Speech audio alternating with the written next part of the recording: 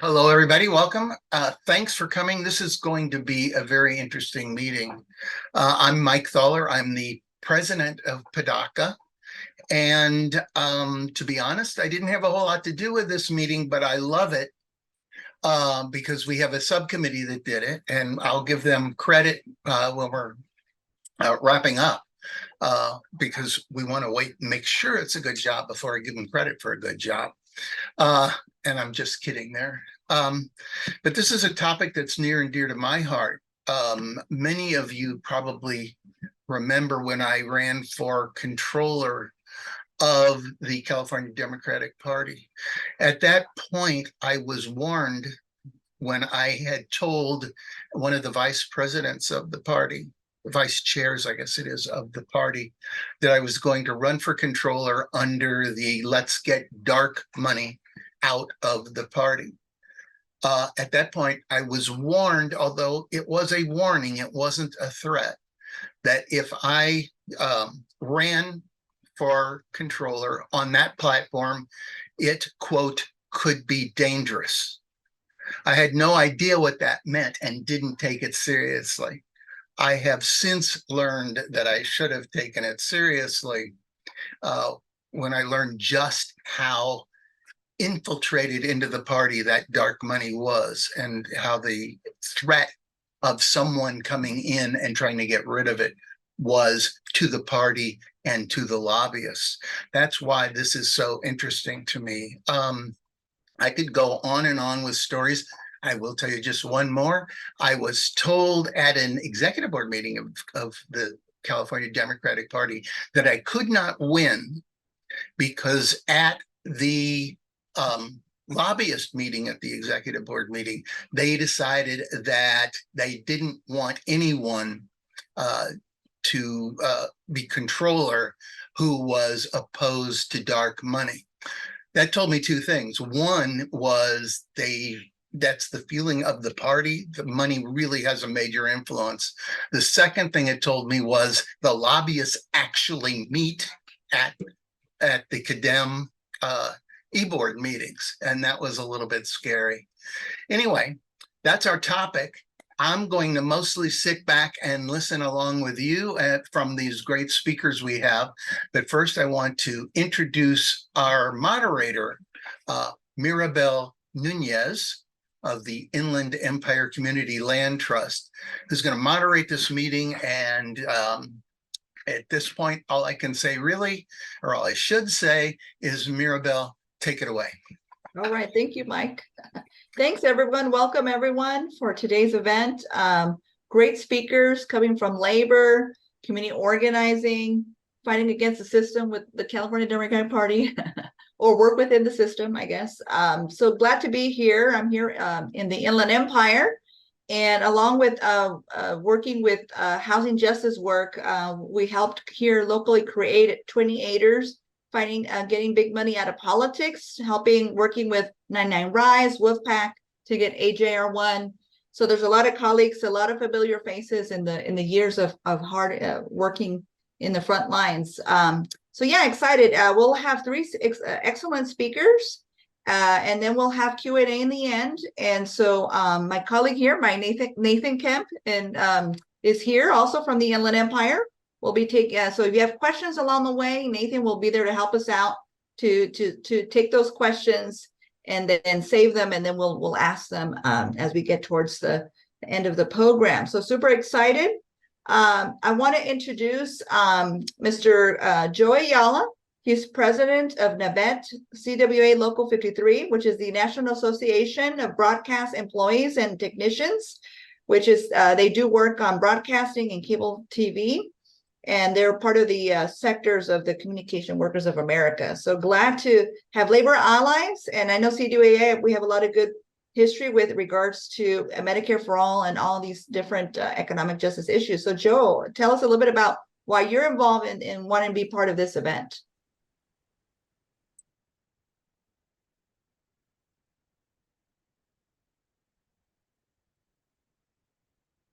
Oh, there we go.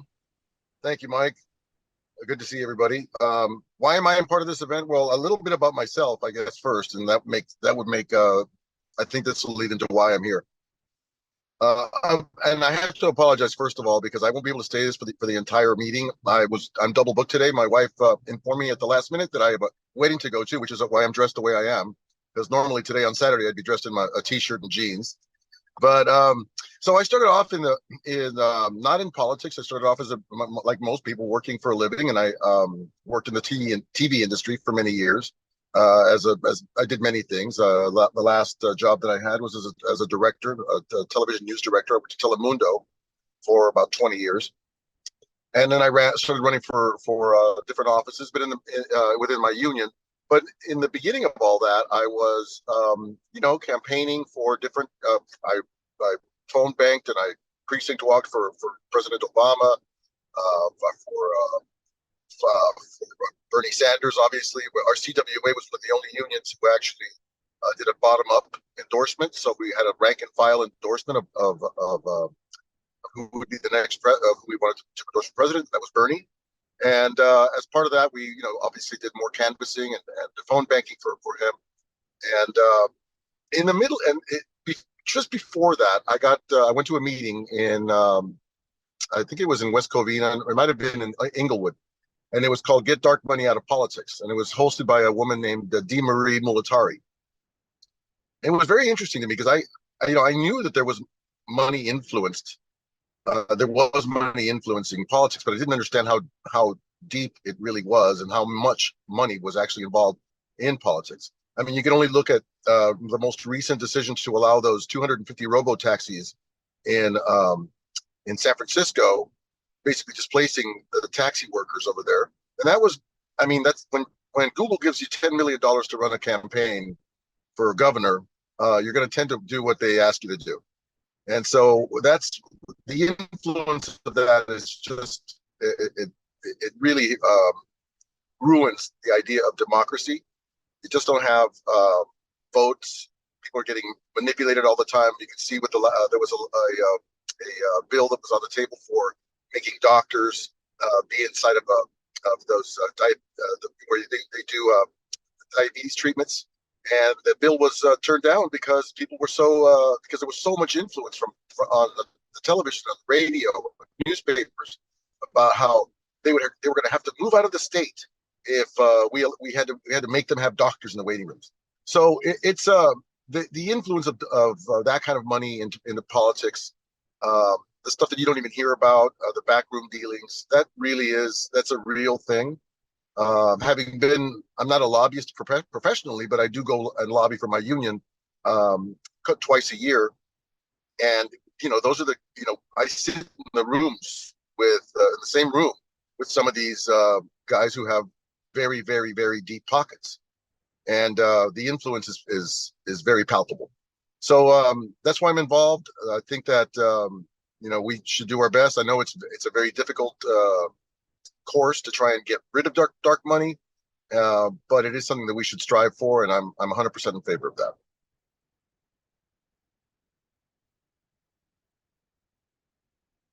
All right. Thank you so much, Joe.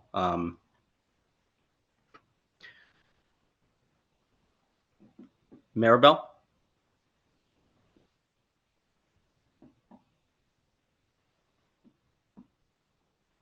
I'll stay. I was muted. I couldn't unmute. I'll stay. Thank you so much, Joe. I think that a lot of us could definitely empathize what you've gone through over the years, because a lot of us definitely had a lot of hopes with President Barack Obama. I know when he got in, a person that I have pre-existing condition, I have scoliosis, and so I was very excited about single payer. But just going in there with him saying, even the campaign trail, supporting the public option and just starting negotiating, and in the end we ended up not even getting public option. But I think that we're in a situation where where we are now, 10, 12 years later, right? It's still $1 one vote versus one person one vote. And so we've still got a long way to go. And thank you, Joe. And please fight the hard fight, because we do need labor on our side to keep labor unions to the left, because we still see a lot of labor unions, not CWA or NABET, that really, and we appreciate you all supporting Bernie, because not all the unions were supportive and he was the only candidate that supported,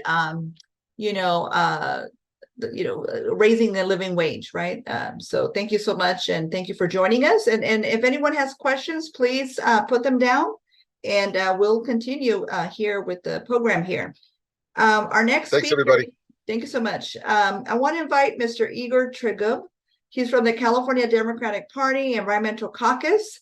It's good to hear from people that are fighting, environmental justice leaders that are working within the system to do the best we can to pass resolutions, to pass legislative things. I know that happened with some of us that pushed for AB 1400, and that really helped us reference that, hey, this is a California Democratic Party platform, but having this kind of caucus, the environmental caucus, really pushes that our CDP chair and others don't take oil money. And so really appreciate that, and also making sure that we have candidates that don't take big oil money. Still till this day, we're the only state in the country that extracts oil that does not have a tax. And it's even not a party issue. We do it in Texas, we do it in Alaska, right? So we still got a long way. And so it's good that we got people fighting the fight. Let's invite Mr. Igor to speak today. Share us a few words of wisdom. Well, thank you so much, Sister Mirabel, and good to be here with all of you.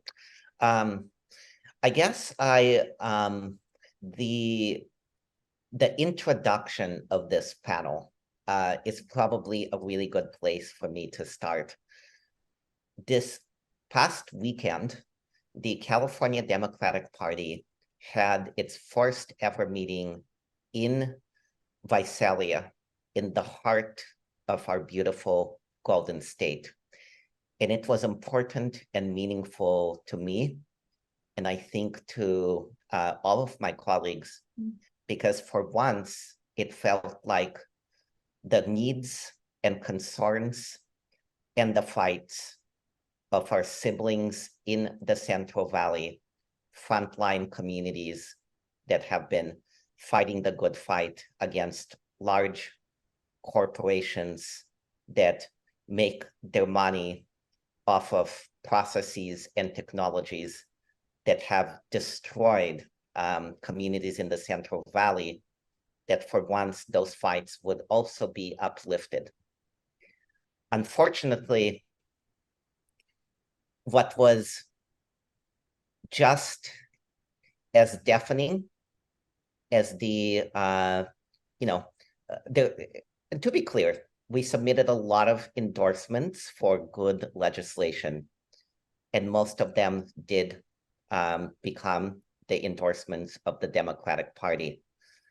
Unfortunately, the silence of the Democratic Party to take positions in support of 3 critical bills was just as, if not more, deafening than the endorsements we did take. Those 3 bills were SB 253, the Climate Corporate Data Accountability Act, SB 261, related to large corporations being required to report climate-related financial risk, and most heartbreakingly, SB 674, a bill that is supported by dozens, if not hundreds, of environmental justice organizations that simply requires additional community air monitoring systems around the fence line of areas like the ones in the Central Valley and throughout California that have oil drilling operations taking place in proximity of residential communities. It was only opposed by one organization. You can guess what organization that was: the Western States Petroleum Association. And 10 members of the California Democratic Party's the Legislation Committee voted almost on a party line vote. It was 10-8 in support of tabling that bill. And therefore, it did not go to an endorsement, because for 10 members, all appointed by the California Democratic Party's leadership, it was more important for them to hear, I guess, to side with the Western States Petroleum Association than to hear from hundreds of frontline community representing organizations. I am here to tell you, though, that it gives me a great deal of hope to be in rooms and Zooms where it happens with all of you and folks like you, because I really believe that the power of the people will absolutely win out all the big money that large monopolistic corporations have to throw at legislation and policy. It's not going to be easy. These are real David and Goliath battles, but all of you have given me so much wisdom and inspiration and hope through your lifelong efforts to fight the good fight. So I did want to just share a couple of campaigns that I'm working on right now that I would love for you to join me. And both campaigns have to do with fighting back on a two-pronged attack that the investor-owned utility monopoly, that's Pacific Gas and Electric, where I live, SoCal Edison down south, and San Diego Gas and Electric. Those three investor-owned utilities are waging a war against renters and working families. They're doing it in a two-pronged way. I think Nathan has the links, which hopefully he'll be able to share with you with more information. One way that they are, thank you so much. Right now, those three utilities are trying to stop the ability of renters like me and anyone who lives in multifamily housing, as well as schools and farms, to be able to benefit and save just a modicum of their hard-earned money off of ever skyrocketing utility bills through rooftop and distributed solar. There is an opportunity on August 31st to call into the California Public Utilities Commission meeting, which will be making this decision in as early as the next month. Their proposed decision disregarded 700 sign-ons from folks like me and you, from elected officials of all over the state, and from frontline communities in order to side with the utilities. But with your help, we will absolutely be able to reverse this decision. The second fight, which I will talk about more throughout this panel, is what the utilities are proposing to be the highest utility tax in the nation by as much as 600 to 800% of the national average. And we're talking about working families, renters, and retirees on a fixed income being saddled with bill increases of $800 to $1,400 a year that they cannot get out of, whether or not they have solar and whether or not they're even at home. So we will talk about that one. And the second link that Nathan shared is a sign-on to join us on August 31st, which can be done remotely. And the third link is an opportunity to fight against this massive reallocation of resources away from working folks like you and me and into the pockets of the investor-owned utility monopoly. Si se puede. Right. And then thank you so much. And then I will remind everyone, if you have any questions, if you could put them on the chat, we'll do the Q&A at the end of the program. But yeah, I mean, one of the things that I think with the Visalia KDEMS e-board, and I know it was California Young Dems as well for that day. I think the biggest takeaways that I've heard from some of the Young Dems is they love the California Renters Council, but they just get this, they got this feeling from a lot of the KDEMs that it's just people networking, but not really working on policy, right? There's just a few folks that they felt wanted to work for social justice. And so a lot of people that go and become delegates is more like networking and not really fighting the fight to fight within the system. So thank you, Igor, for all your work. And yeah, we work, part of the work I do is the tenants union. And so we're getting text messages and calls about the utilities going up as well. And so this is definitely going to be detrimental for us to organize and support because it's really, really bad. And then the other thing I wanted to also highlight is that in the Visalia trip, I did hear some folks like Ana Gonzalez from Rialto and others that because of the storm, if doing that virtual option would have been great. It just shows a little bit sometimes the disconnect within the KDEM party, because that was also a safety hazard going up to Visalia, and there's important. So I think there was some folks from all over the state that wanted to bring up those concerns. Okay, great. So let's keep going. I want to invite Trent Lange, president of the California Clean Money Campaign. He's been there since 2004, and I had the pleasure to meet with him back in 2014 when we had a pilgrimage from Los Angeles to Sacramento when we were working to fight for AJR1 and other campaign finance reform. And so we got folks doing the pilgrimage, taking the model of United Farm Workers back in 2014, and there was civil disobedience, and so that we can get AJR1. So there was organizing that was happening, but also working with Wolfpack through a legislative route. So I think organizing grassroots, I know there were some good questions about that. So I had the pleasure to meet Trent, and so I wanted to invite Trent to join us and share some of the work he's doing and how we can organize to fight big money out of politics.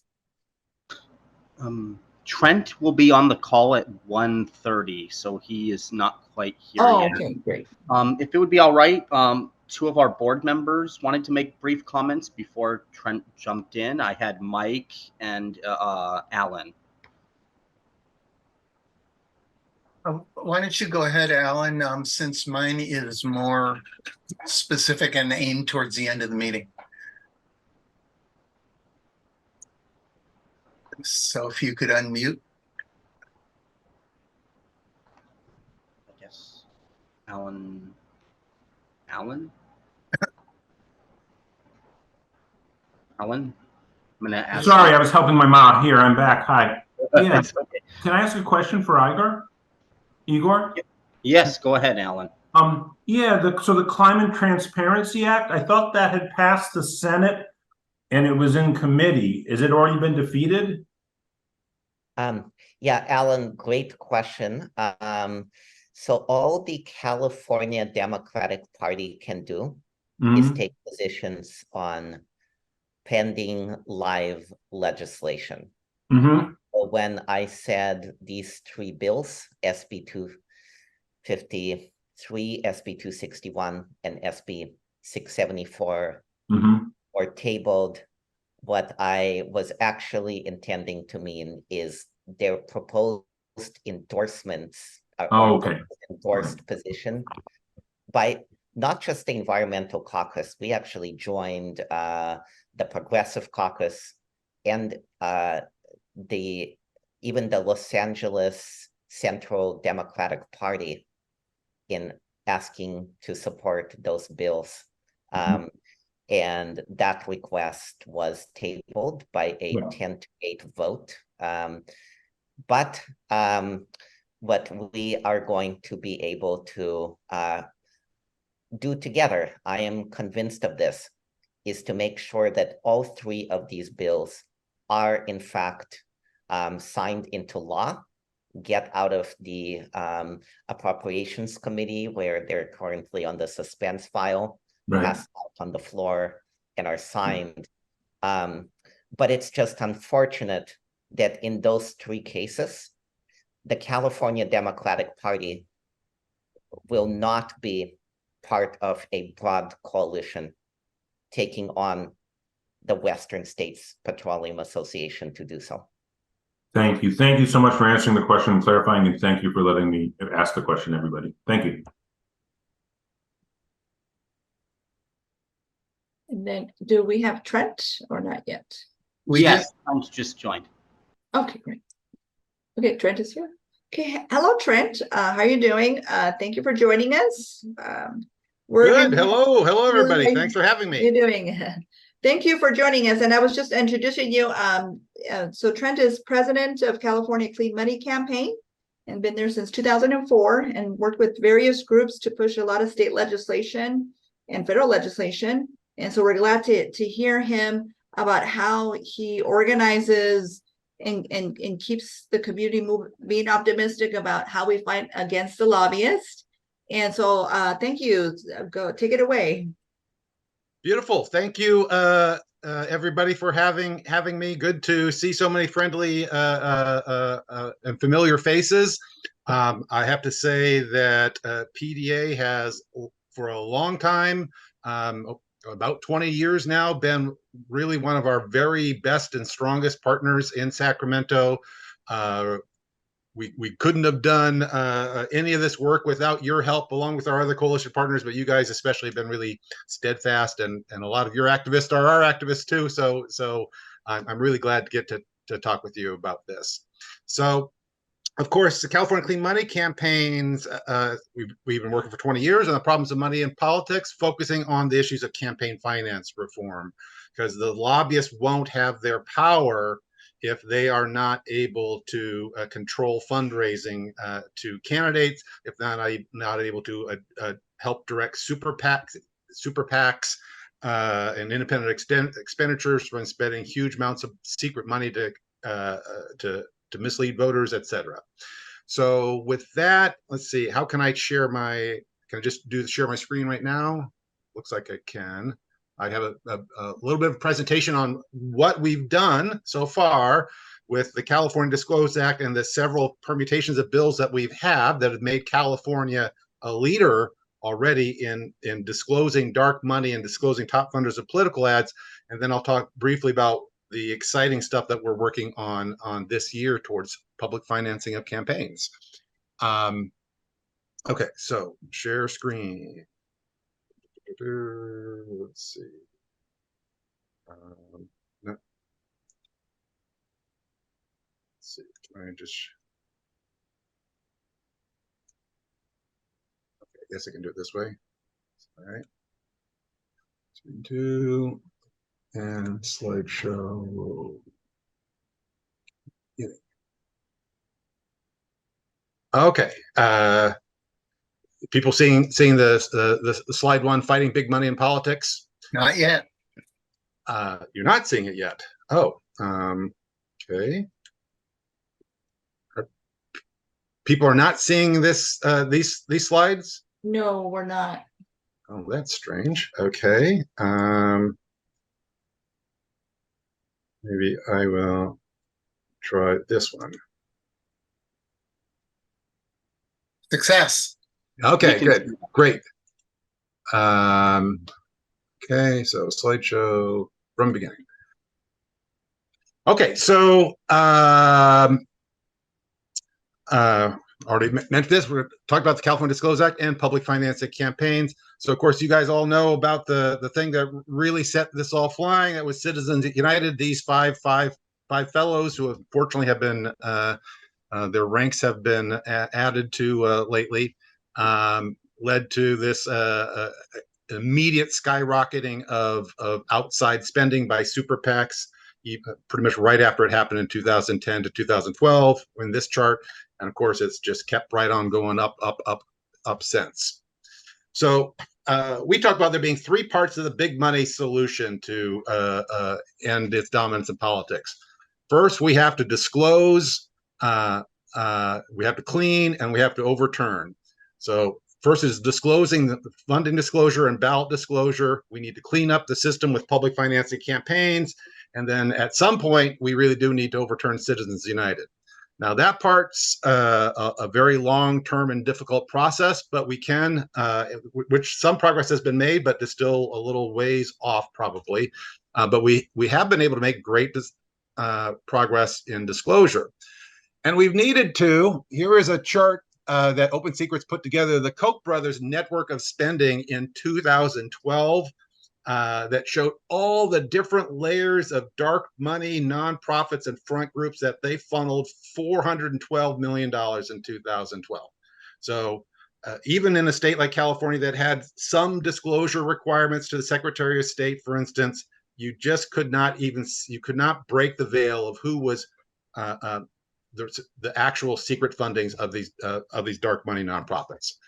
So the first big win in California was in 2014. California's SB 27 required any nonprofit that spends $50,000 or more in California campaigns to register as a campaign committee and report the contributors that made up that spending. It's a real breakthrough, so you could actually pierce that veil and see and trace back who the original billionaires or corporations were. A major step. But that was only on the Secretary of State website. And did it solve the problem of dark money in California? No, as we showed in this example back in 2014, big money is still winning in ballot measures. The side that won spent 18 times as much as the side that lost. If that's not an indication, of course, year after year, that tends to be the case of how much of an unfair dominance big money has. Nothing else is. So before the California Disclose Act, California did have some disclosure laws, but this is what it required on an example TV ad, Prop 26, way back in 2010. This is going to be on the screen for 5 seconds. Guess how easy it is for voters to figure out who funded that ad. Not easy at all. And this was a major negative proposition. This was a proposition that required 2/3 votes to raise fees, even on polluters. So it was fought by the whole environmental community, the good government community, et cetera. But it still passed with like 52% of the vote with misleading ads like this one that nobody could see who they were paying for. Other ads did similar things to just make it really hard to read. There's no requirements for making it easy to read the disclosures. So we worked for years and years to pass the California Disclose Act to change those disclosures to look like this, that the disclosure has to be on a solid black background, bottom 1/3 of the screen, at least 5 seconds. Each of the top 3 funders on a separate, clearly listed on a separate line, as you can see here. So voters would be able to see that the top funders of this Yes on 26 were actually Chevron, Philip Morris, and Anheuser-Busch. Would be a huge breakthrough in disclosure, so people could see who's trying to buy their elections. This took a huge and major coalition campaign. You can see a long list of the supporters of the California Disclose Act, and it finally passed in 2017. We made the front page of the Sacramento Bee. There's Assemblymember Mullen, now Congressmember Mullen, who was the author of the final version that passed. The first bill in the nation to so clearly and prominently disclose top funders and to require ballot measure ads to show the true funders when they were passed through layers of groups. Like I said, it took 7 years to pass. I know a lot of you were alongside us that whole way. Over 350 endorsing organizations, leaders, and editorial boards, over 100,000 petition signers.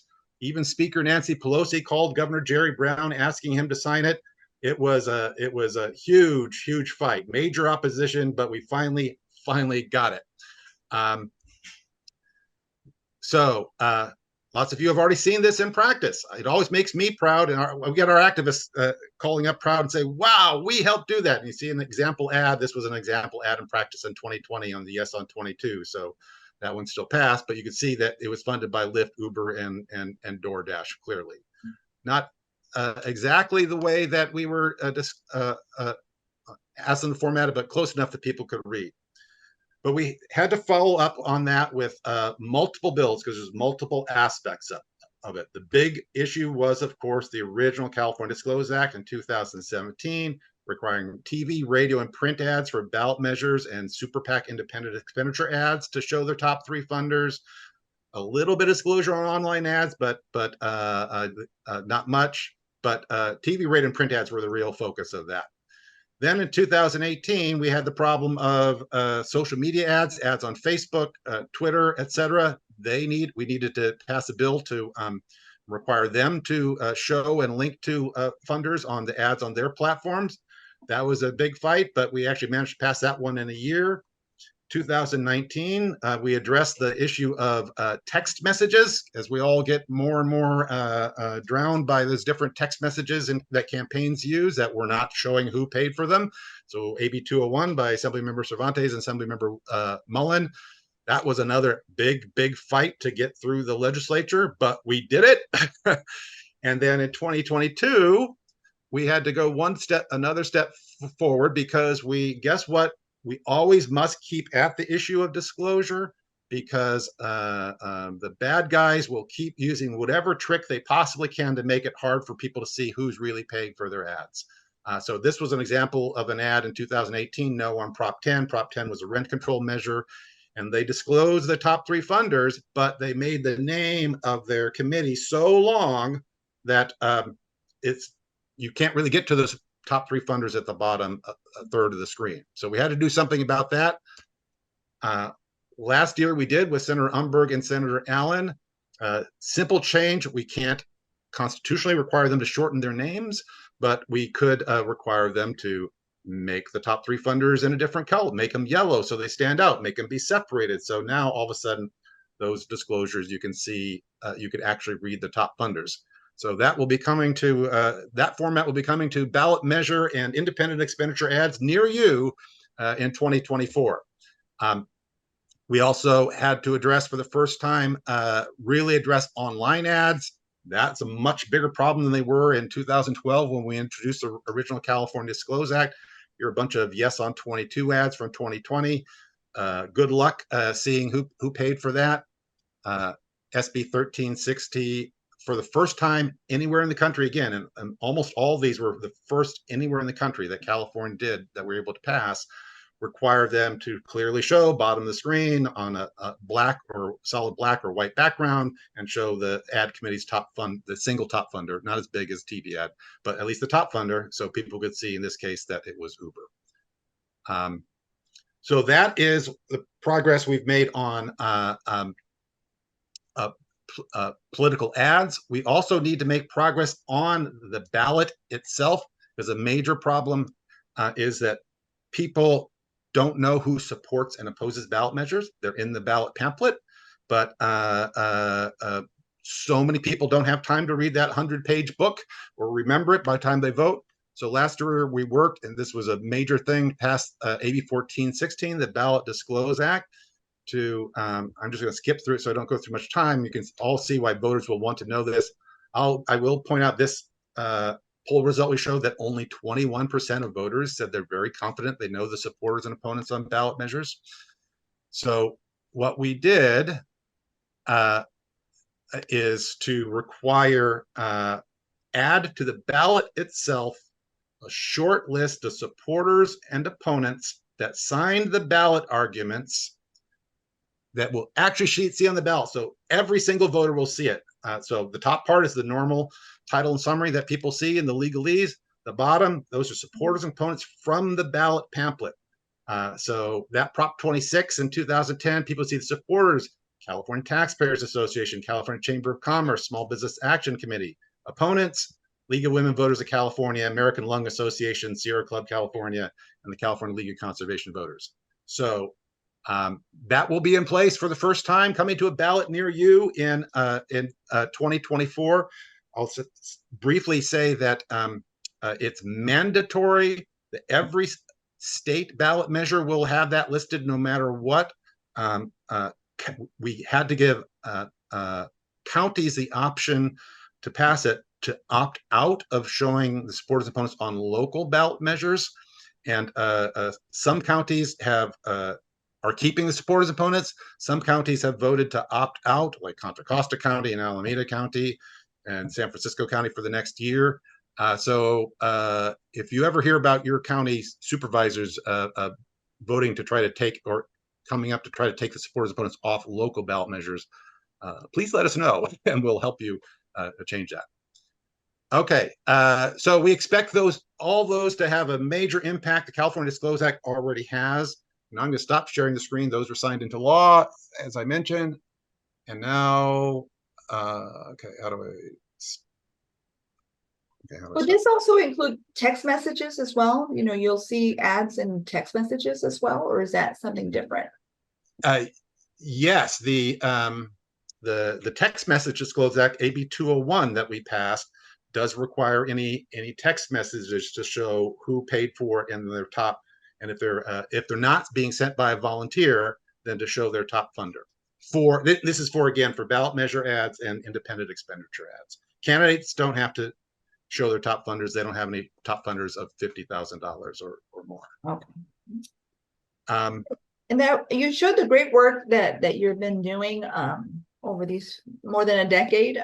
Can you share a bit more about how you face some of the opposition or lobbyists as you're doing the work? If you have a few examples about how you kind of succumb some of that. I know that I had the pleasure of working with you back in 2014, and one of your Disclosure Act bills, it was going through one of the committees, and even a moderate like Assemblymember Fred Rodriguez with a little bit of local constituents in Sacramento, I think helped. But yes, I don't know if you could share a couple of ways that you're able to face.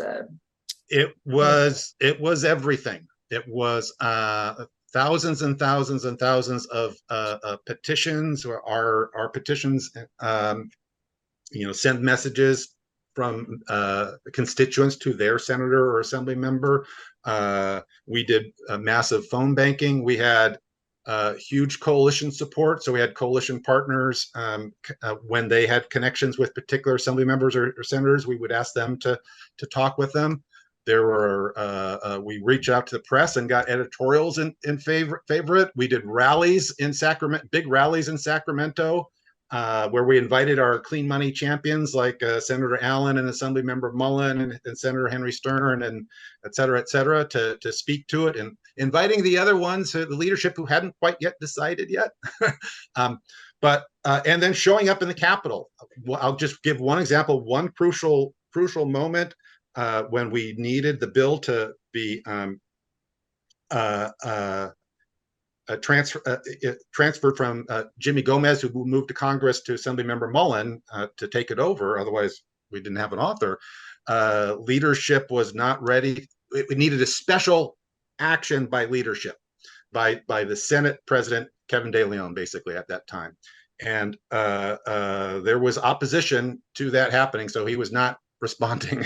But he got so much pressure, so many calls, thousands of phone calls, all that. And then the last day when he was deciding, we had like 30 people all in there, right where to the meeting room, the Rules Committee room where he was meeting. We still didn't know where it was, but they all were holding up signs saying, Kevin De Leon, help save the Disclose Act, stop secret money in politics. And and they saw that, and he came out and said, you know what? This is right. I don't care what opposition is saying. We're gonna make this happen. So all those things. Okay, great. Yeah, talking, and I'll tell this again, and then supporters talking individually to assembly members or senators at your Democratic Club meetings or the picnics that they do, wherever you see them. Hey, will you support this bill, or will you oppose this bill? That's also really crucial. Great. All right. Is there anything more that you want to share before we get to Q&A?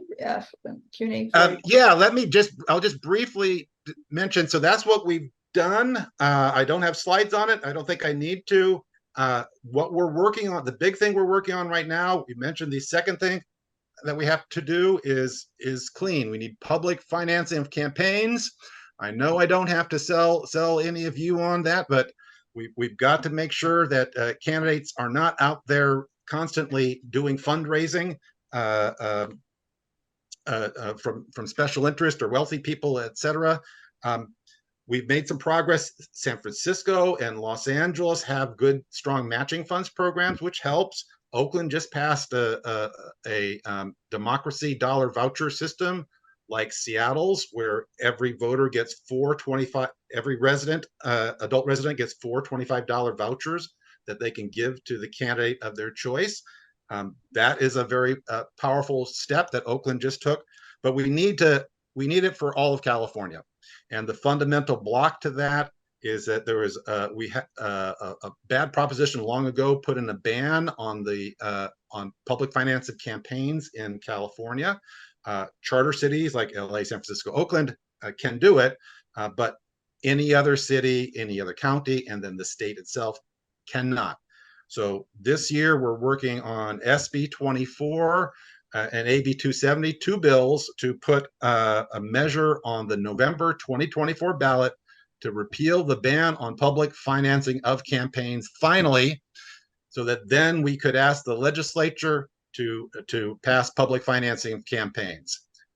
It's the Senate authors, Senator Tom Umberg and Senator Ben Allen, both clean money champions. Assemblymember Alex Lee is the author of AB 270, the Assembly version. They're both through their process. SB 24, partway through the process, SB 24 is going through the Appropriations Committee, but it will soon. We're going to make it a 2-year bill, so then we have time to build the coalition and get support of all the different groups. We'll want the support of PDA, et cetera, of course, and then we'll need a ballot measure.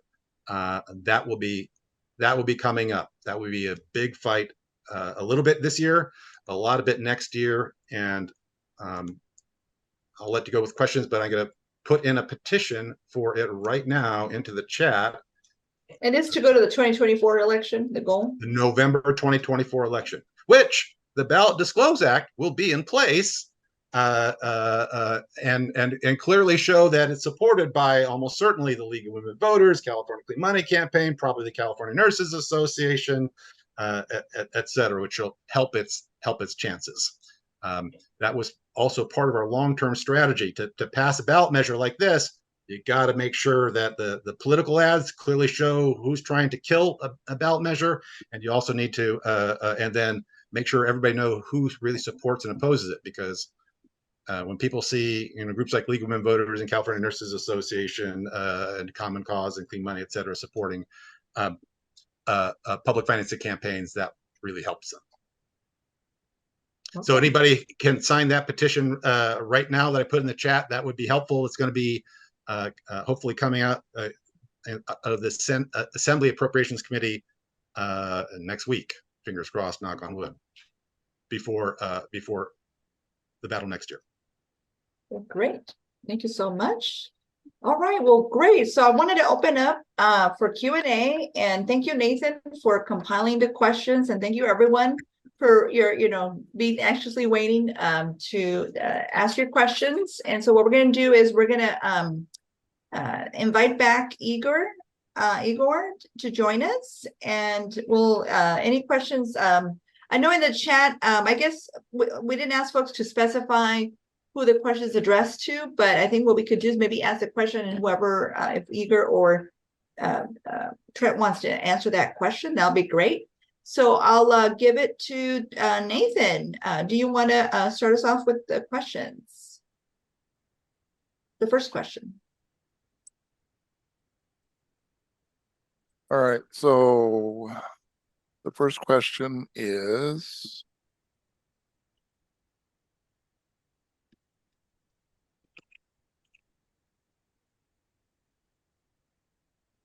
for, I guess either Trent or Igor, how do we push for progressive policy effectively when we are being outspent so much heavily by industry? Well, Go ahead, Igor. yeah, I was waiting to see if I'm- Trent I'll wants have, to I can say start. something, but you can go ahead. Want me to go Please, first? I'll just add on. Okay, great. I'll probably Well, disagree with you. So obviously, independent expenditure campaigns are a major problem. That's why we focus so much on the California Disclose Act in the first place.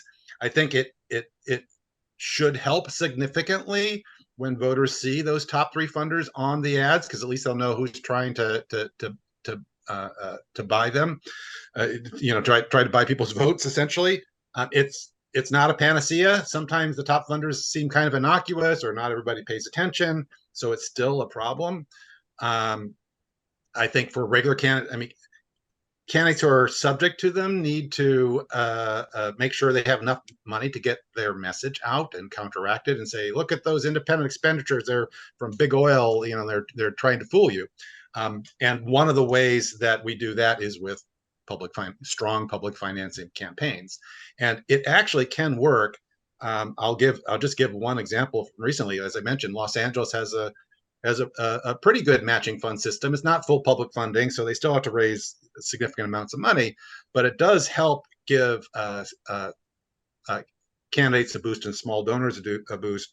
So Karen Bass was running against billionaire Rick Caruso. He spent over $100 million running for mayor, but she didn't get anywhere near that. But she did get enough public financing to help get the message out, and everybody know who all those ads were coming from. So she still won. So that's the secret: disclosure and making sure candidates have enough money, hopefully with public financing of campaigns, but however they need to get the money to get the message out. And then, of course, good old grassroots organizing, making sure everybody, all the voters in the area know to vote for the right way. Yeah, thank you so much, Trent. I would say, no pun intended, I do work in policies that advance renewable and affordable local clean energy like rooftop solar. So I would just say sunshine is the best disinfectant. That's why the work that Trent is doing is so critical. Having run for office in the past, I know that having public financing has been so critical to progressive candidates to get their message out, and that's why we do need to support that. I will also say, in campaigns, there's always this call to action, the fierce urgency of now, and so often, and this is commonplace in anyone who does campaigns. It's just like, where is the hope? And I would say I can give you a few examples actually of where the power of the people was ultimately able to outweigh the money of big corporations. One example of that actually was the recent decision by an agency that I still consider to be the second most captured agency in the state of California, the California Public Utilities Commission, an agency that is not set up for public comment. Even now, we're finding that there's a click-through link that only works on a laptop or desktop. It does not work on a phone. But even with that, when there was a proposed $57 a month tax on rooftop solar by PG&E that the California Public Utilities Commission, in its proposed decision, basically carbon copied. And when there was the second part of that proposal, which was to go back on a promise that the state of California actually gave to folks that were, putting in their hard-earned money to be able to go solar for the good of their community and the environment, that the rules would stay the same for 20 years. but then there was this attempted clawback to reduce that by 10 years. We were able to basically, I mean, we had 15 rallies throughout over the course of several years, actually probably more than that. We were able to get hundreds of petitions from organizations, from elected officials, from half of California's congressional delegation. But then what we also did was we packed the meeting. The California Public Utilities Commission meets on Thursdays at 11 a.m. Actually, I think that year it started at 10 a.m. Not a very friendly time for working folks, for sure. And you get 1 minute of public comment. We generated enough calls into that agency that comments ended at 6 p.m. They started at 10 a.m., they ended at 6 p.m. Hundreds of people. And then we also called the governor, and so many calls came into the governor's phone line that the phone line actually crashed. And that happened on 2 occasions during the course of the campaign. So yes, they were annoyed with these pesky members of the public that are really fixated on this issue. But by golly, even though the ultimate decision, we definitely didn't win everything that we had hoped for, but we were able to defeat what would have been the highest solar tax in the country. So it went from $57 a month to 0. And we were able to restore the sacrosanct idea that promises made by the state of California for working folks should be promises kept. You made that happen. And together, on those 2 campaigns I mentioned earlier, we will be able to do that again. Si se puede. Yeah, and I can't overemphasize the importance of the things that Igor is talking about. Those, all of our victories of the California Disclosure Act stuff came from people like you doing things like that, packing committee hearings, calling in. It's when they're drowned in calls and when the committee hearings are packed and people calling in, that's when they know, oh shit, everybody's watching and they're angry and they want me to do this thing. It doesn't matter how brilliant the policy, the California Clean Money Campaign or other groups might propose. What if there's significant opposition? What matters is exactly actions like that. So whenever any of the groups that are whatever issue you care about ask you to call into your senator or to come to this hearing or whatever you can, do it. If you care about that issue, do it, because that's the only way those things win. And it can make a huge difference, as Igor said. Oh, all right. Yeah, in the end, we're the ones that get them in, and we're the ones that can get them out. Very good Exactly. point. Yes. All right, we have, and please feel free. We've got questions. We can go up to like 2:30 or so. If you have more, put more questions on the chat to ask. Take advantage that we have both Igor and Trent here. Please ask your questions. And really, how do we go in for next steps? Right, we have great ideas and good examples of how good work has been done. And so, yeah, what can we do? What can we do to fight lobbyists? So please ask down in the chat your questions. And then Nathan, do you want to? Because I know we see a few hands up, so I would encourage if you have your hands up, if you want to put your questions on the chat as well. So Nathan, what's the next question? So the next question is,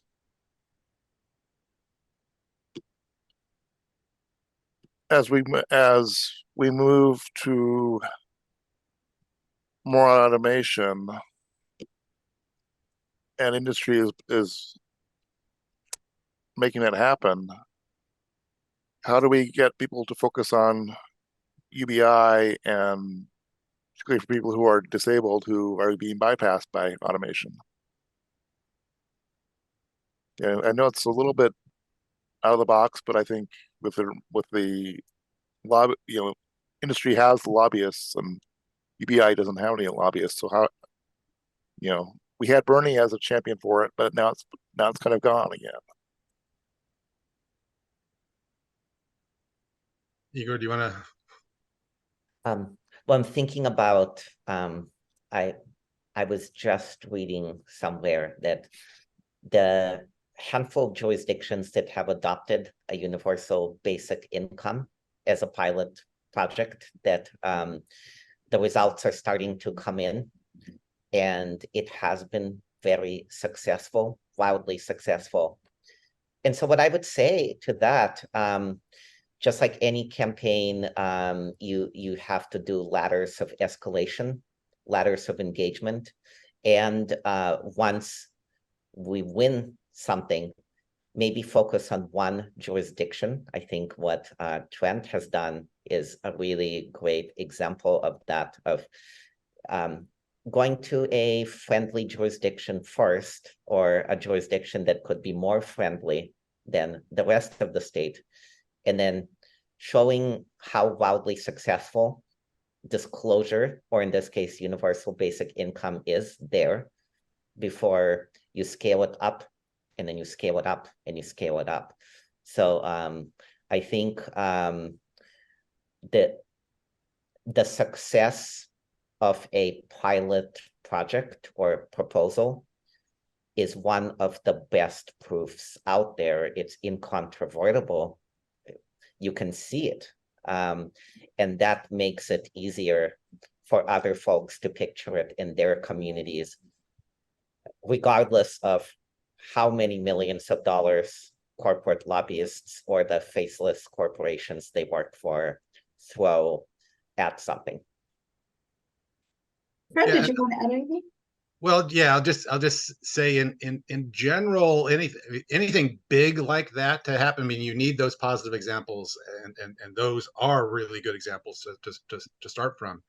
You do need, and I don't know who's doing this right now, you pretty much need at least one organization that really takes on an issue and champions it and pushes it, and et cetera, to rally activists and grassroots and stuff, and then you'll need a friendly elected official that's willing to serve as the initial champion that you can do, and then you can start rallying it. So I don't know who that is in the UBI space, but that's generally speaking how you can make progress on big things like that. If one or more groups really take it on and really focus on it. That's why California Clean Money Campaign, we focus exclusively, even though personally I think most of these things we really need, we focus strictly on campaign finance reform and fair elections in general, because we can. That's the purpose that we can serve, is leading on that, and then rallying other groups in, like with this, and then with other groups,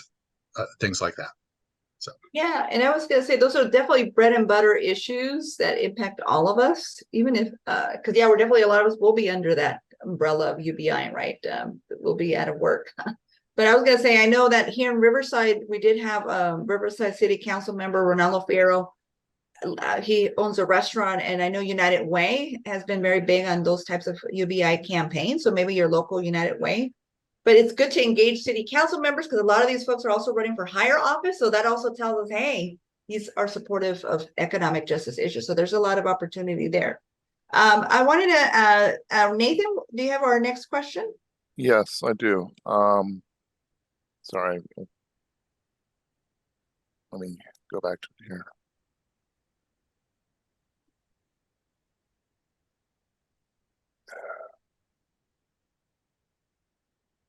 So,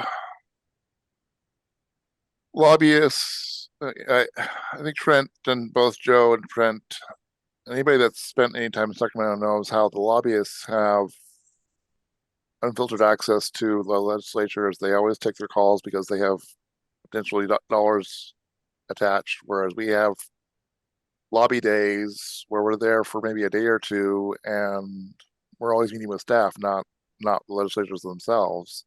Yep. Plus we also have the expense of getting up there, because not all of us live up there. Is there anything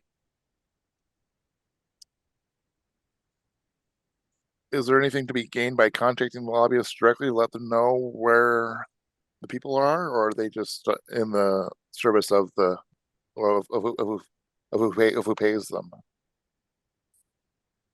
Yeah, I wouldn't bother spending time talking with the opposition's lobbyists. They're doing a job. They're getting paid for it. They're making a living, and a very good living. And you're right. It is. I mean, I'm the executive director of the California Clean Money Campaign. We've been working on this for 20 years. We hold huge rallies, and when I ask for meetings, most of the time it's with staff too. Sometimes, every once in a while, I'll get a meeting with a assembly member or senator, but not like the lobbyists do, because we don't write big checks. we have an army of people, and we can bring in other armies like PDA at certain times, at key times. But I mean, and but I will say, it's one thing. It is important to recruit people that do have personal access to the assembly members or senators, that do know them, right? So some of our best work, for instance, has been recruiting and involving leaders in the Democratic Party who have personal connections with some of the leaders, with the extreme example being Nancy Pelosi. She wasn't involved that often. She's a very busy woman, but when it came right down to it, she engaged, and Christine Pelosi has engaged, and so many leaders of caucuses. Igor has helped out at various times. And then we have other people, other constituencies we know that are friends of assembly members or senators, so that you just happen to know. So when you're talking to your local groups, it might be useful. It has always be useful to ask, hey, which assembly member, do you happen to personally know any assembly member or senator? Because sometimes just regular activists who've known them for years do, and they can call or text or whatever. So that's one of the things that we do is besides organizing activists for big lobby days and packing committee hearings, also try to pick out a couple of handful of connected people, no matter how they're connected, who care about the issue, and then who we can ask, okay, this vote's coming up, can you, assembly member so-and-so, can you give them a call or give them a text? And that can actually make a big difference too. So use the connections that you have. We don't have the big lobbyist connections, but some of us actually do have those personal connections because they've been coming to different grassroots events, et cetera, and they know different people. It's good to take advantage of those when you can. Yeah, and I could not agree more with Trent. I mean, but the solar industry does have its lobbyists. They have, there's a lot less money and power than the investor-owned utility monopoly. But even those lobbyists that we work with, it's really key. Like, they will almost never meet with the legislator themselves. They will want to meet with someone local to that district. So there is that adage, all politics is local. That is absolutely true, or at least it's been my experience. What Trent said about personal connections, super important. When we were fighting for the simple principle that rooftop solar should be more affordable and accessible, not less, particularly for working class and middle class folks. There were a couple of times in the campaign. The first one, I don't even know how this happened because it wasn't me, but someone knew Bernie's staff really well and got them to get to Bernie, and Bernie issued a tweet that was heard around the world and around the legislature. Basically, the investor-owned utilities are proposing the highest solar tax in the country. We need a Green New Deal. No solar tax, and it was perfect. And then we were able to get to my Congresswoman Barbara Lee, who always speaks for me, and this time was able to do it in a tweet, which was also incredibly helpful. But what I would also say is, because we don't have all the money, because we're not mega corporations, regardless of what Citizens United says about corporations being people, we just have to be smarter and more nimble. And one way to do that is to always think about the next campaign cycle and who is running and how to get them to sign pledges that I think, then put them on record so that we can remind them of that. And I know that, Trent can speak to this more. I'm pretty sure there are clean money pledges out there. I know I had to sign them, which I was happy to do when I was a candidate for local office. But our environmental caucus actually does also have a no fossil fuel pledge. And at the May convention, all three candidates for US Senate on the Democratic side wanted to, at that point declared, wanted to come to our caucus. And thanks to the work of my predecessor, Ariel Miller, who helped craft this pledge, that is our one rule, well, two rules. You have to be a Democrat to speak at our caucus if you're a candidate, and you have to be on record to have signed the no fossil fuel pledge. So Adam Schiff's campaign reached out and wanted to come speak at our caucus. I said, great, here is a pledge. Please sign and let us know. They said, the congressman doesn't sign pledges. And I said, okay, well, this, I'll see what I can do, but, it's going to be hard because this is a pledge that was signed by thousands of elected officials currently serving in office, including our governor and including our president and vice president in the White House.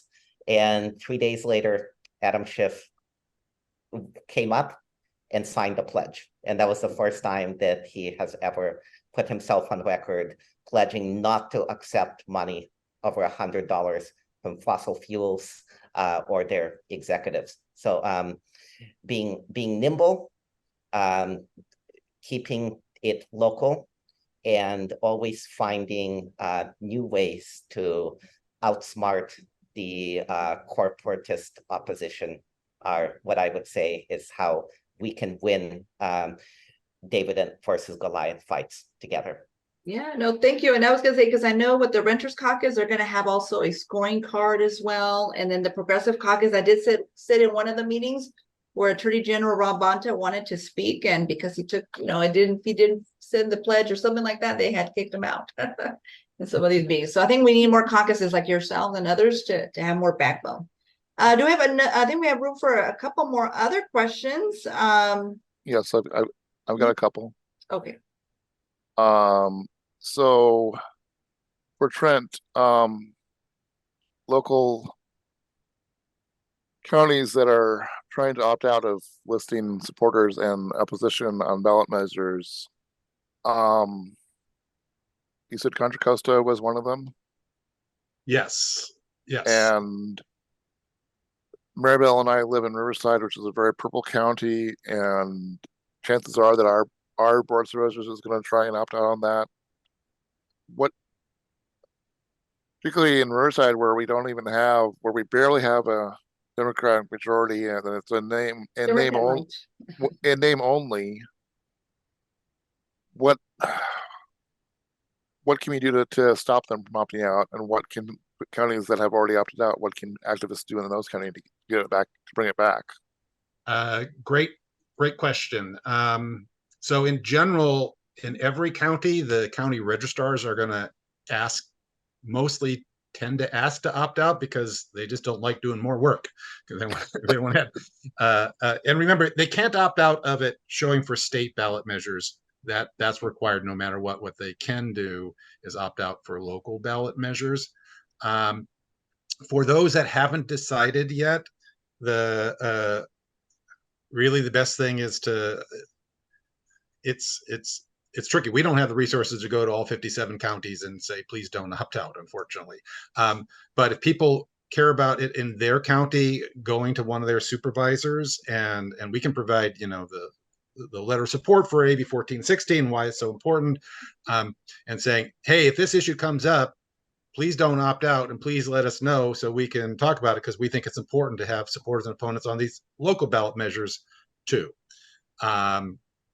In San Francisco, we caught it mid change. They were trying to opt out permanently.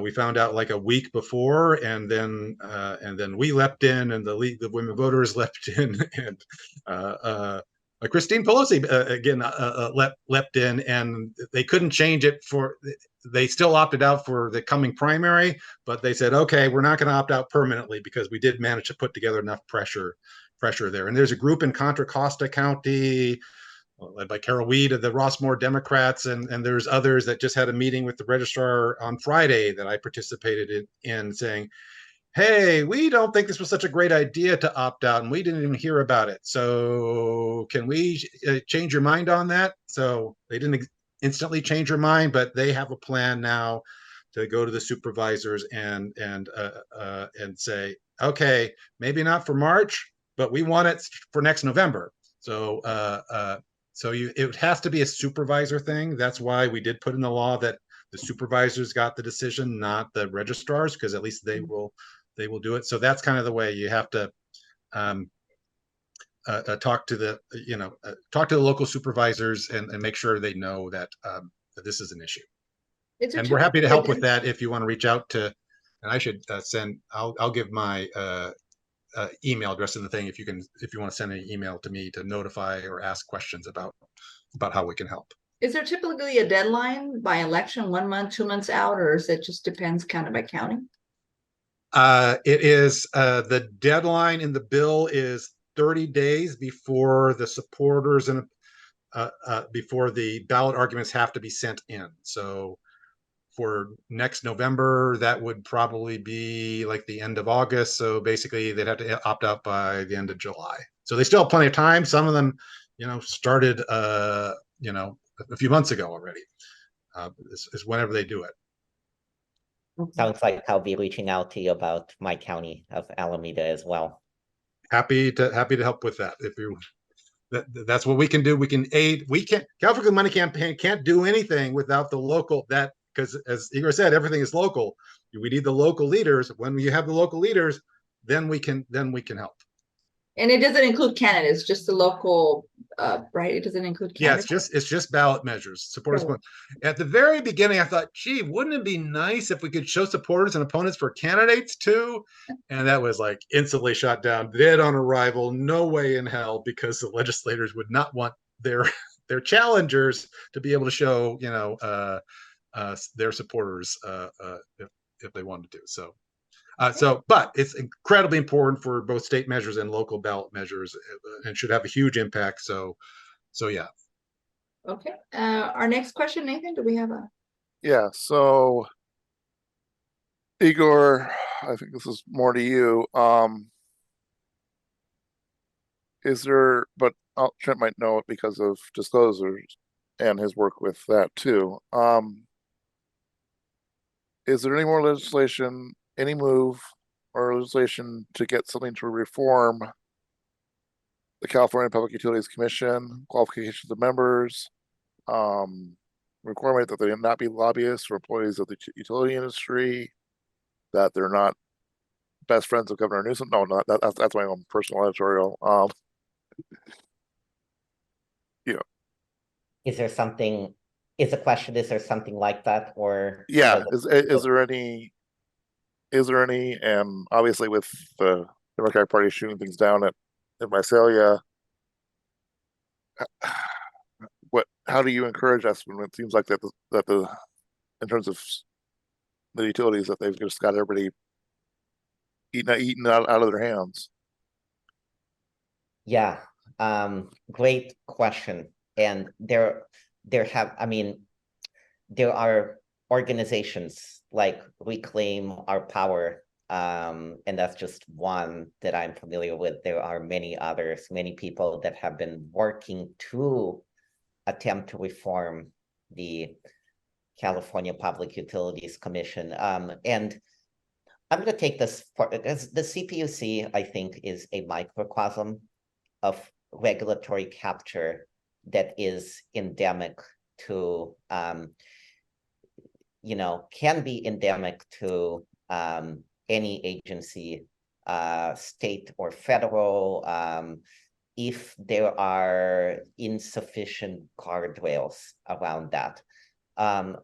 So I think it's just really important.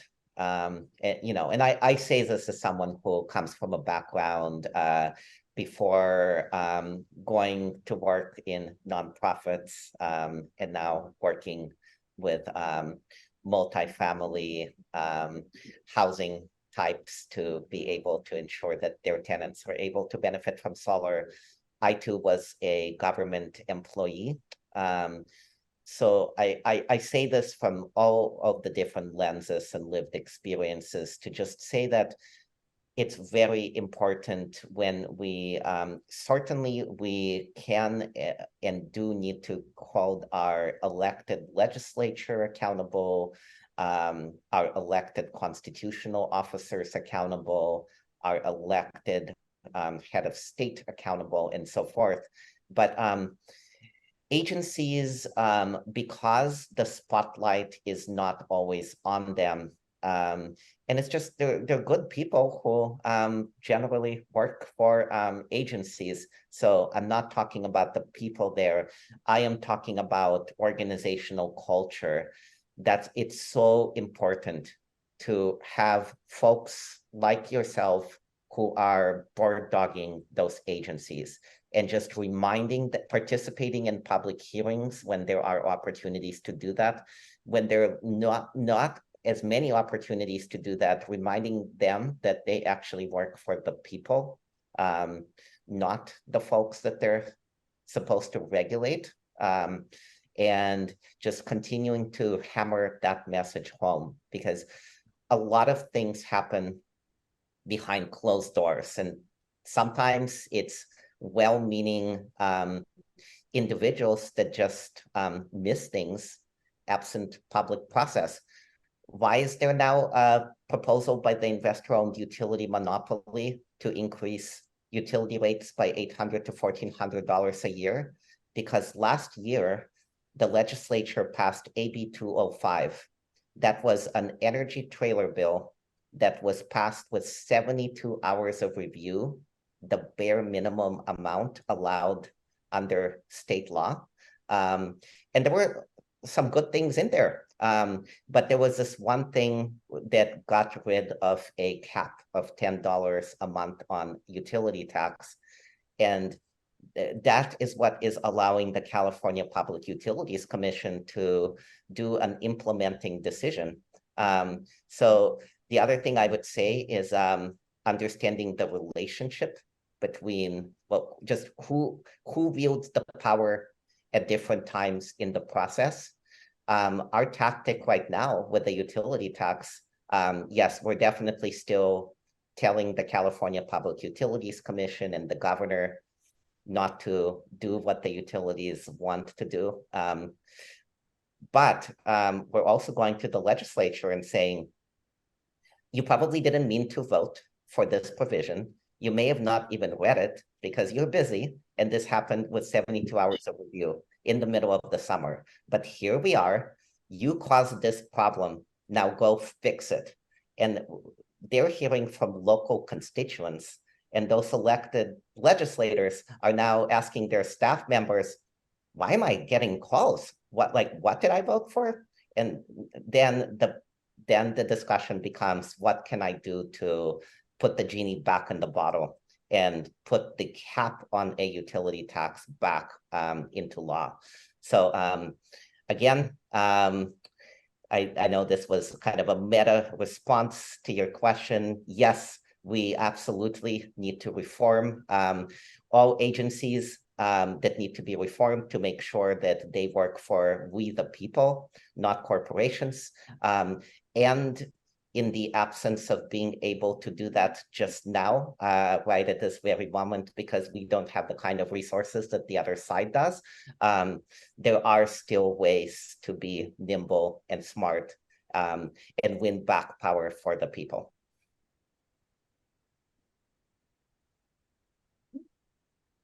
Great. So I think we have room for one more question, and then we'll have Mike close. Is there another question, Nathan?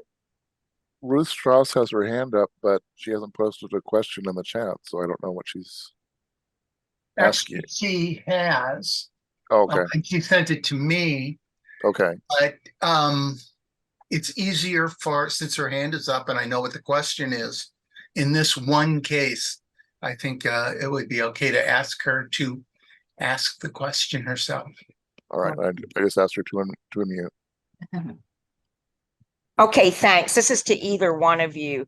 I mean, it's really staggering that one could say the CPUC is supposed to work for us. First of all, I'm sorry for my ignorance, but are they appointed by the governor or whoever? I don't know that. All I do know is that on the issue of nuclear and solar, for which they just had hearings, both times, literally 99% of the testimony by people like myself were, pro-solar, anti-nuclear, get Diablo closed and inspected, etc. And both times they have gone completely against what their representative audience asked for.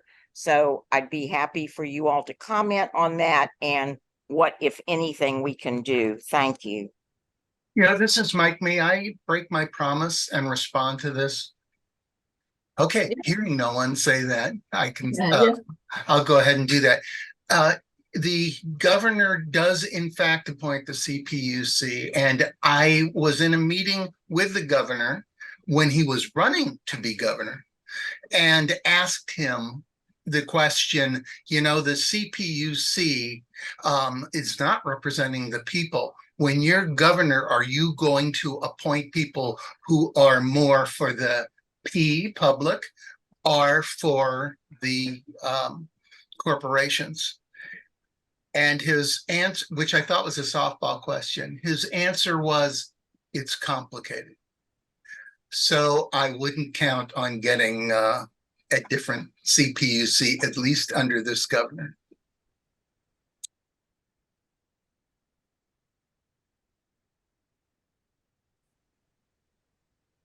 Okay. Igor, Trent? I would just say, we're trying to do the best we can with the tools and resources we've got. And just because we don't have billions of dollars, unlike the investor-owned utility monopoly that does, we have to be just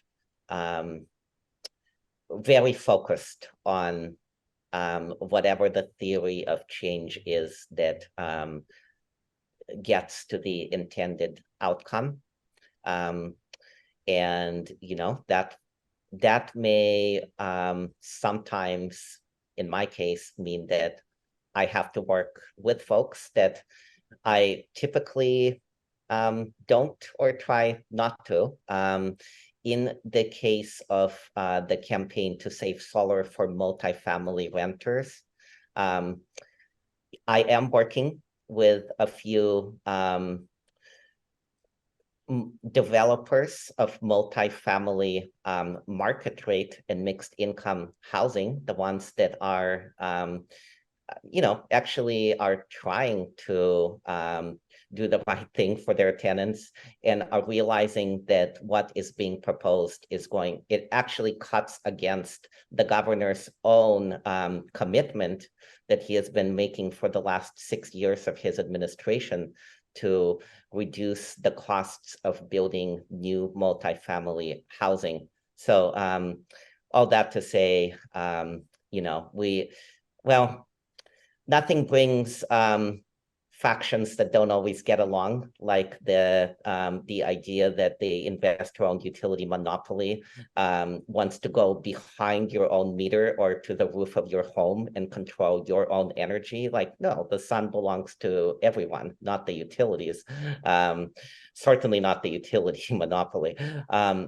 So that's just to say, yes, we have to work within, before we can change the system, we have to work within it and build these perhaps frustratingly incremental changes, but in order to get to a more transformative outcome later. But that's why the work that Trent does around getting money out of politics is so crucial, not just to this fight, but to every other fight that we're in the trenches on together. Great. Any other remarks before we hand it off to Mike? Okay. All right, great. Well, thank you both, Igor and Trent, for joining us in this Saturday afternoon, giving us some very proactive ways of how we fight money out of politics. And right now, I mean, coming out of the KDEMS and the Visalia e-board and California Young Dems conference, this is a key time, right, as we see, you know, the work that's being done and the more work that needs to be done so that we fight against the big money, right, to fight our issues of environmental justice in regards to Medicare for all. I know we got SB 527, the rent cap was removed from our tenant protection bill, right? The realtors, the apartment association are reign supreme. So I really appreciate everyone, you guys giving us some good hope and good examples of how we could fight against lobbyists. And for all of us, whether through the KDEM caucus or through our organizations or just as individuals, let's ask the hard questions to the people that are asking for a vote, and definitely ask them if they would support campaign finance reform, because that's what I would consider the mother of all mothers to get the issues that we want. So thank you so much. And Mike, if you want to close this off. Mirabel, before we go, can Okay. I interrupt with a quick question of my own? Oh, yes. Particularly for Igor, the October pre-endorsement conferences are coming up within the party. How much do you want us to? I feel like Mirabel just made the call for us, for our delegates, to make campaign finance a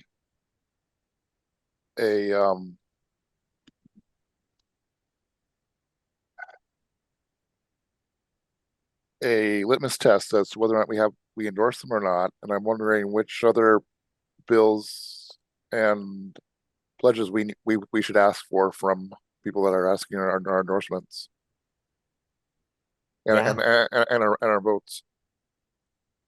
Great question. Well, I'm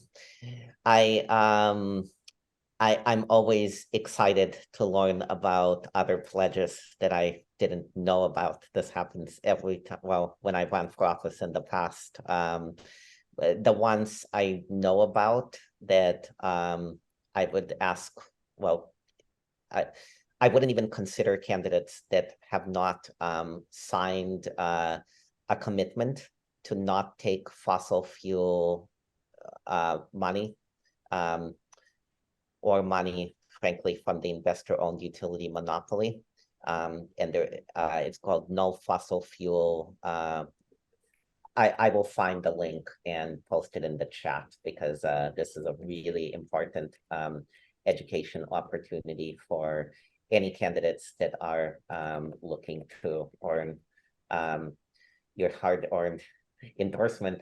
The other one, I would say, as a board member of the KDEM Renters Council, there is a questionnaire, and there is a threshold question. Do you support rent control? Do you support the repeal of Costa-Hawkins? And do you support just cause eviction protections? And that's just a baseline expectation for any candidate. I would not even consider endorsing anyone who is not in support of all three of those.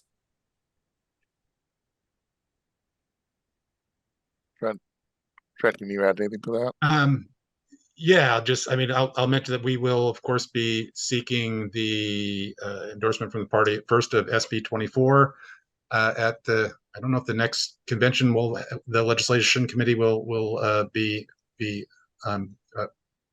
going on legislation, and then, of course, once that passes the legislature to be put on which would be next year sometime, next late spring probably. Then, of course, we'll be asking the party to support the ballot measure once it goes on the ballot to repeal the ban on public financing. So yeah, to the extent that the caucuses can say, hey, will you support public financing campaigns? Will you support this measure to repeal the ban on public financing? That would be very helpful, of course. Yeah, and I'll also mention again, if you want to make sure to keep up with how that's progressing, I posted the link for SB 24's petition up there again. We'll make sure you get emails directly from us, though. Of course, I know that PDA California will also be engaging with you as appropriate too, as you guys have been so incredibly helpful all along. Right. And then Mike. Okay, I think I'll wrap this up by saying that fantastic meeting, a lot of great information. And I especially want to thank our three guests, Trent, who I worked with way back in 2017, which I guess wasn't that long ago. I hope you remember me, Trent, when I feels like a lifetime ago, but absolutely I remember you. Yes. Yeah, right. We were fighting together literally on the floor of the CDP convention. Yep, I remember.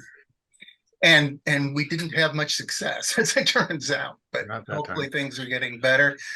Igor, who I've known for quite a while, and I'm proud to know him as the chair of the Environmental Caucus.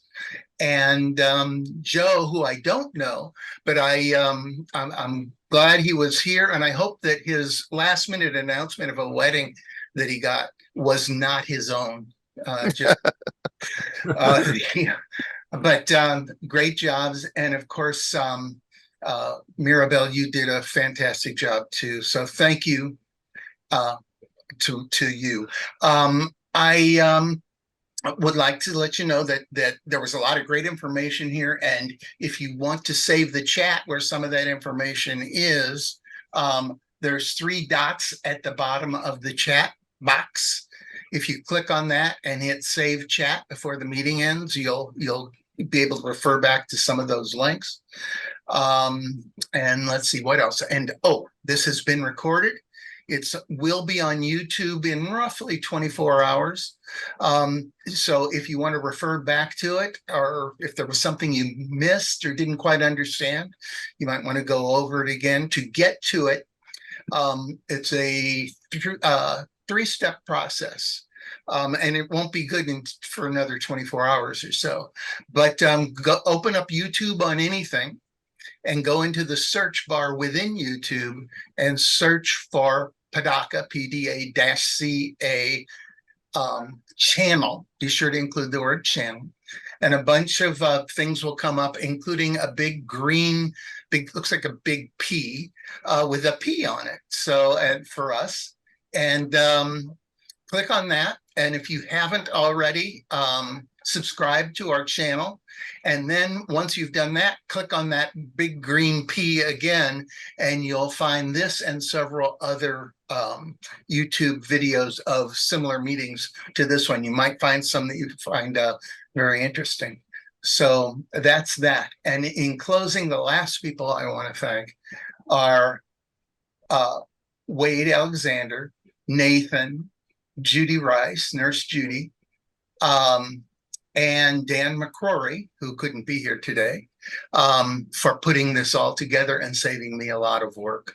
So on that note, have a good rest of the day. There's still a little bit left, and we'll see you next time. Probably in a couple months, we'll have another statewide meeting like this, and I will maybe tell you, I don't want to close on a down note, but I can tell you how the lobbyists and the corporations get around campaign donations to the legislators in order to get their way when there's a bill. So, but I'm not going to go into details, it's too depressing. So maybe sometime in the future. So good day, everyone. Thanks a lot for coming. Thank you, everyone. Thank you to our speakers as well. Thanks for having us. Bye. You Yes, we can, as Igor said. See you on Thursday, the 31st. Yeah, exactly.